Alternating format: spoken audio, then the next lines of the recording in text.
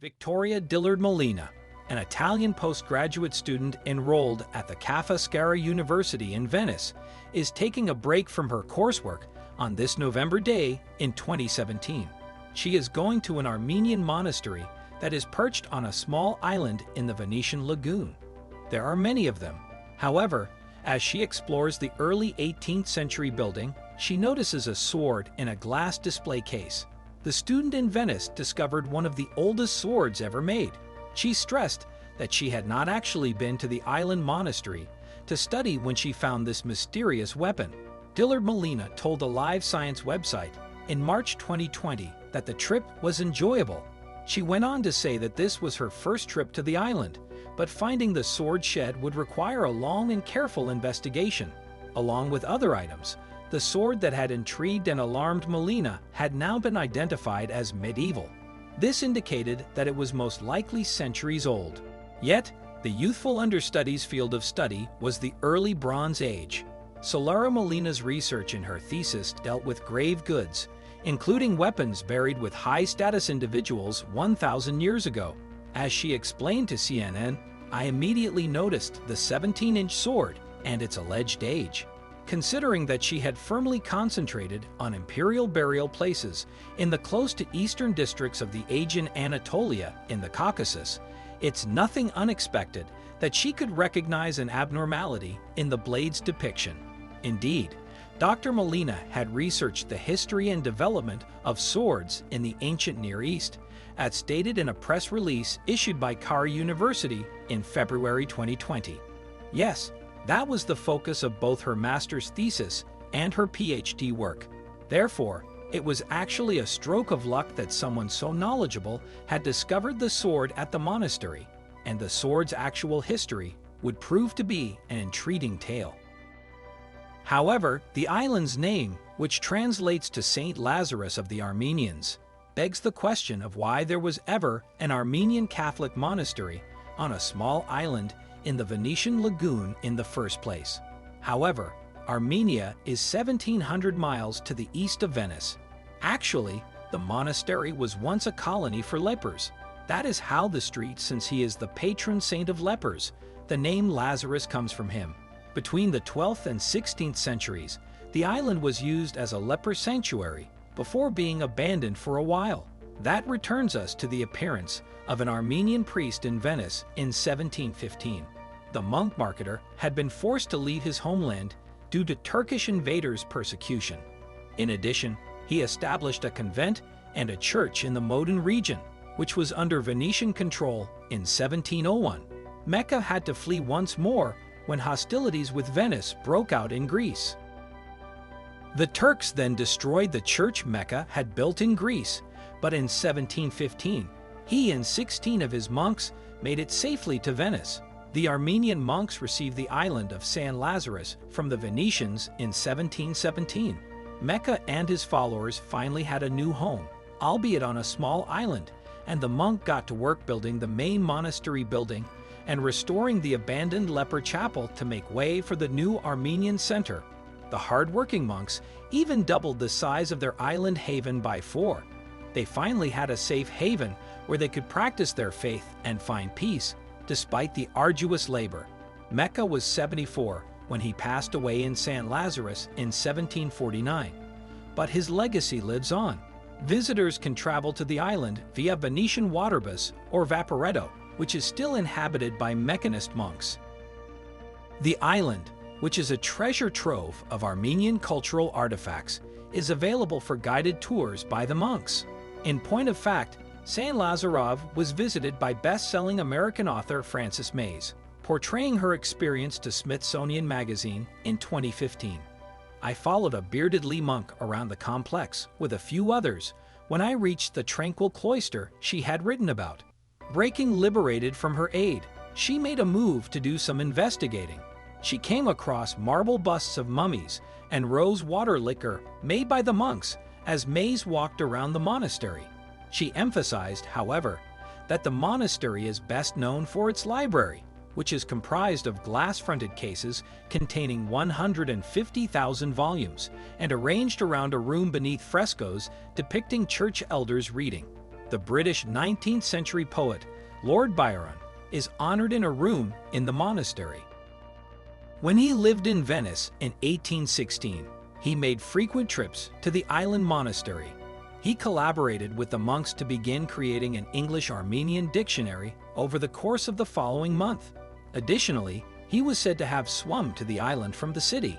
This is the background to the island that Lord Molina chose to visit in November of 2017. However, she had no idea that her visit to the monastery would set off a series of occurrences. Her moment of truth actually arrived when she came across a glass display case. Dillard Molina's attention was drawn to a sword among the other artifacts. She was certain that this weapon was much older than just a few hundred years, despite the fact that the case's description stated that all of the items were from the medieval era. De la Molina revealed this to the Live Science website. "I thought that I knew that type of sword, and that I was certain it was contemporary with those of ours Lancope and Cives. In fact, she believed that it was likely 1,000 years old. These two locations are in what is now Turkey and eastern Anatolia. These places have swords that date back as far as 5,000 years.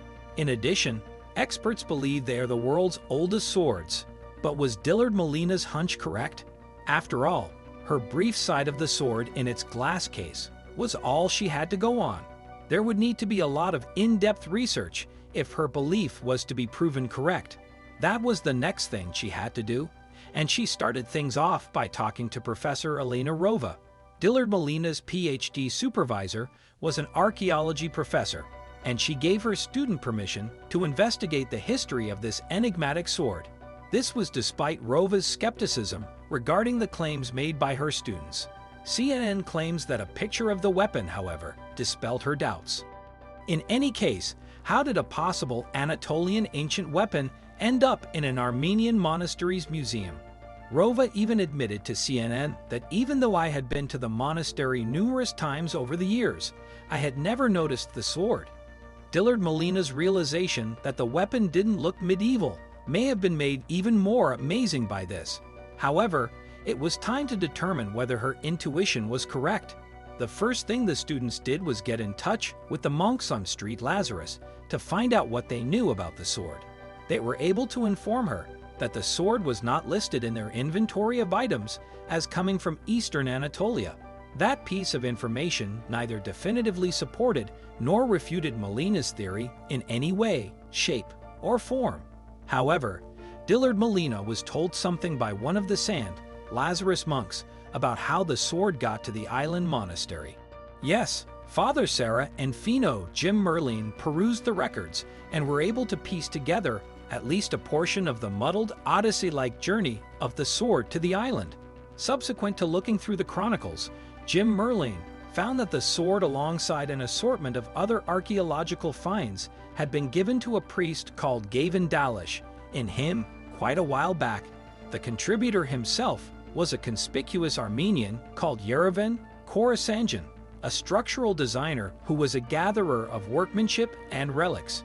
Jim Merlin told CNN that he had found an autobiographical essay written by Khorasanji. In this essay, Khorasanji recalled when he was a student at a mechanized school in Paris, France, where the principal was a Lysian. As a result, Jim was led to believe that the donation of Khorasanjans was a token of appreciation for the institution that helped shape him. Father Leon Zo, who was best known for his role as a priest and died in 1901 on Saint-Lazare, donated the collection, which went on to become the property of the St. Lazarus Monastery. A pair of swords from the Royal Anatolian ARS Lancope site, which we mentioned earlier, shared a striking resemblance with the St. Lazarus sword. The Takut Museum in Turkey also had a second ancient sword that had been found in the Turkish province of Civis. The St. Lazarus sword's shape was very similar to that one as well. Arsenical copper, an ancient metal alloy, was used to make all of these weapons. As a result, after 2 years of research, the scientists were now able to accurately date both this sword and Lazarus' sword, putting it between the end of the 4th century BC and the beginning of the 3rd century BCE. Additionally, experts stated that this kind of sword was uncommon to find, This kind of evidence has only been discovered by archaeologists in a small portion of eastern Anatolia, between the Euphrates River and the Black Sea. In addition, experts at Kafaskar University speculated that the sword might have been part of a ceremonial burial. It's possible that villagers came across it along with other items from the grave at some point. They would have divided them up and thrown them away, which was common practice. Lena Rova, Dillard Molina's doctoral supervisor, discussed the significance of the San Lazarus sword in an interview with Live Science. She stated that it appears that the sword was invented in this region between the northern Caucasus and eastern Anatolia.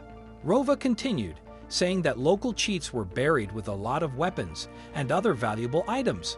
There were at least two types of logical variants. The sword was probably one of the symbols they used to emphasize their warrior status. Therefore, it is highly likely that a powerful warrior leader's grave featured this sword more than 2 millennia ago.